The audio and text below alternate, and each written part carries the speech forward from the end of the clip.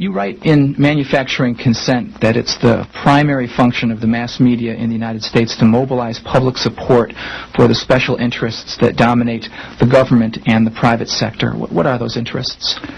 Well, if you want to understand the way any society works, ours or any other, the first place to look is who's in a position to make the decisions that determine the way the society functions. Societies differ, but in ours, the major decisions over what happens in the society, decisions over investment and production and distribution and so on, are in the hands of a relatively concentrated network of major corporations and conglomerates and investment firms and so on.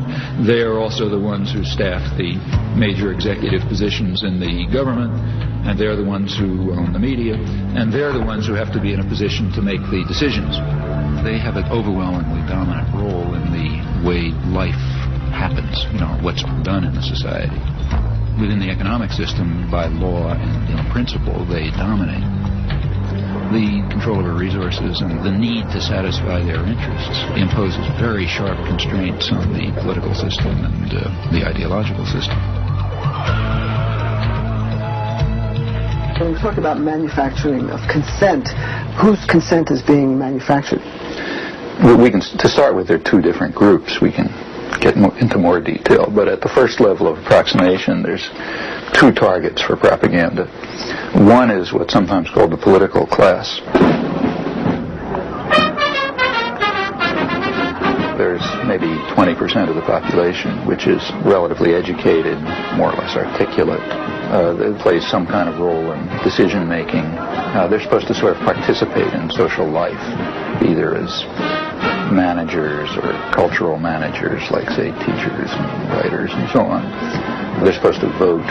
They're supposed to play some role in the way economic and political and cultural life goes on. Now, their consent is crucial. One group that has to be deeply indoctrinated. Then there's maybe 80% of the population whose main function is to follow orders and not to think, and not to pay attention to anything. And they're the ones who usually pay the cost. All right. Professor Chomsky, you outlined a model with filters that propaganda is sent through. That's way to the public. Can you briefly outline those? It's basically an institutional analysis of the major media, what we call a propaganda model.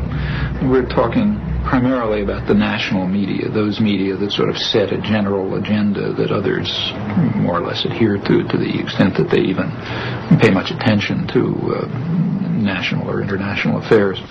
Now, the elite media are the agenda-setting media. That means the New York Times, the Washington Post, the major television channels, and so on. They set the general framework. Local media more or less adapt to their structure. World News. It sounds like it says that there's a beachhead. I think 628 is a good one. Yeah, but I think 6 is a good start.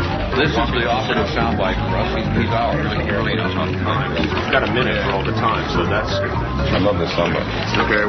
And they do this in all sorts of ways, by selection of topics, by distribution of concerns, by emphasis and framing of issues, by filtering of information, by bounding of debate within certain limits.